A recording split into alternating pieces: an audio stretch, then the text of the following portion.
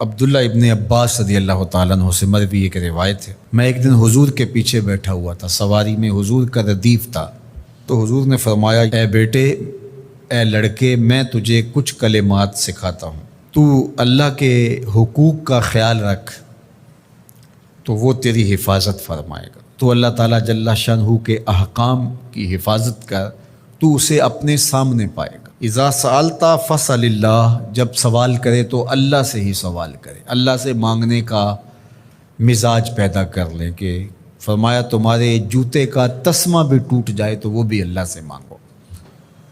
ضرور بازار میں جاؤ دکاندار سے، لیکن حقیقی طلب اللہ سے ہونی چاہیے۔ بات بات پہ اللہ سے سوال کرو، بڑی سے بڑی چیز بھی اس سے مانگو، چھوٹی سے چھوٹی چیز بھی اسی سے طلب کرو۔ ہماری ساری ضرورتوں کا کفیل ہمارا رب، ہمارا مالک ہے۔ تو دوسری نصیحت یہ کی کہ جب تو استعانت طلب کرے، مدد طلب کرے تو اللہ سے ہی استعانت طلب کرے۔ وعلم، اور جان کہ اگر ساری امت، سارے لوگ، پوری قوم جمع ہو کے تمہیں فائدہ پہنچانے کی کوشش میں لگ جائیں تو تمہیں وہی فائدہ پہنچا سکتے ہیں جو تیرے لیے تیرے رب نے لکھا ہے۔ اور فرمایا وَإِنِ اجْتَمَعُوا عَلَىٰ أَن يَضُرُّوكَ بِشَيْءٍ، اور اگر تمہیں نقصان پہنچانے کے درپے ہو جائیں، لَمْ يَضُرُّوكَ إِلَّا بِشَيْءٍ قَدْ كَتَبَهُ اللَّهُ عَلَيْكَ، تو تجھے صرف وہی نقصان پہنچا سکتے ہیں جو اللہ نے تیرے لیے لکھا ہے۔ سارا زمانہ بھی مخالف ہو جائے، تیرا کچھ نہیں بگاڑ سکتا۔ ہاں، تیرے مقدر میں اگر کوئی چیز، کوئی بگاڑ لکھا ہے تو وہ ہوگا، اس کا ذریعہ وہ بن جائیں گے۔ تو اس لیے پھر اسی سے مانگو، اسی سے طلب کرو۔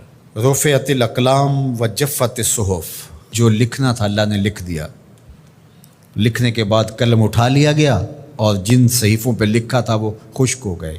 اب کتابیں بند ہیں، تو اس لیے اس نے تیرے لیے جو لکھا ہے وہ ہو کے رہے گا، تو خام خواہ لوگوں سے ڈرنے کی ضرورت نہیں ہے، اور تیرا فائدہ، تیرا نقصان اسی کے دستے قدرت میں ہے، تو اسی سے طلب کر، اسی سے مانگ۔ اور فرمایا تو اللہ تعالیٰ جل شانہ کو رخاء میں، خوشحالی میں یاد کر، یعرف کا فی الشدہ، وہ تجھے مشکل میں پہچانے گا۔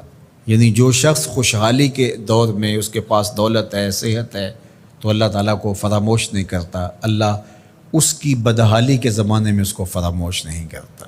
وعلم، اور جان، ان النصر مع الصبر، کہ جو مدد ہے وہ صبر کے ساتھ آتی ہے۔ وان الفرج مع الکرب، اور کشادگی جو ہے وہ مشکل کے ساتھ آتی ہے۔ وان مع العسر یسرا، اور سہولت جو ہے وہ مشقت برداشت کرنے کے بعد آتی ہے، تنگی کے بعد فراخی آتی ہے۔ پہلو مشکل پھر تمنا، پہلو کنڈا پھر پل، شاید مگروں پہلو مکھیاں ڈس دیاں ڈنگ والیاں۔ تو یہ سب ہوتا ہے، مشکلات، تکلیفیں، آلام، مصائب، ان سب سے گزر کر کے آسانیاں آتی ہیں۔ خود حضور کی زندگی دیکھ لیجئے، مدنی زندگی مکی زندگی کے گزرنے کے بعد، طائف کے مراحل کو طے کرنے کے بعد آتی۔